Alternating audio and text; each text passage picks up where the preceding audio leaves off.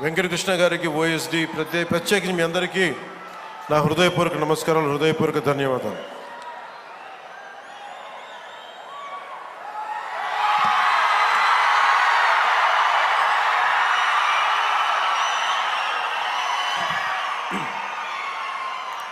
నాకు ప్రకాశం జిల్లా అంటే గుర్తుకొచ్చేది ఆంధ్రకేసరి శ్రీ టంగుటూరి ప్రకాశం పంతులు. ధైర్యం లేని సమాజంలో ధైర్యాన్ని నూరిపోసినాం.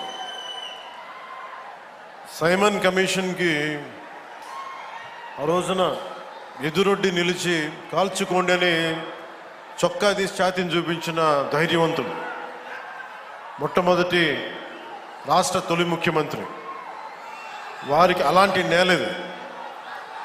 ఈ నేల గురించి అనుకున్నప్పుడల్లా అపారమైన ఖనిజ వనరులు, బ్లాక్ గ్రానైట్, ఇలాంటి చోట్ల చాలా సందర్భాల్లో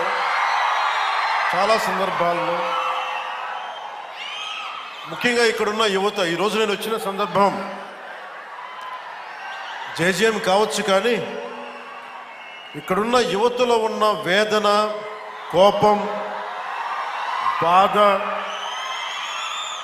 ఆంధ్రప్రదేశ్లోనే మా ప్రకాశం జిల్లా ఇంత నిర్లక్ష్యానికి ఎందుకు గురి కాబడింది, దశాబ్దాలుగా ఉన్న వెలుగొండ ప్రాజెక్టు ఎందుకు చేయలేకపోయారు, పరిశ్రమలు పక్కన పెట్టండి, ఇంత ఉపాధి అవకాశాలు మాకు ఎందుకు కల్పించలేకపోయారు, ఊళ్ళు ఖాళీ అయిపోతూ ఉన్నాయి, వలసలకి మేము వేరే ప్రాంతాలకు వెళ్ళాల్సి వస్తుంది.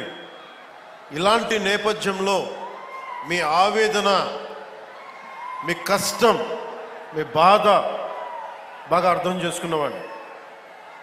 ఇక్కడ ఉన్నది నేను ఒంగోలు జిల్లాలో ఒక 2 సంవత్సరాలు ఉన్నాను. ఒంగోలు టౌన్లో ఒక 6 నెలలు కనిగిరిలో ఉన్నాం. అప్పటి నుంచి ఇప్పటికి కూడా కేవలం నీటి సమస్య, తాగునీటి సమస్య.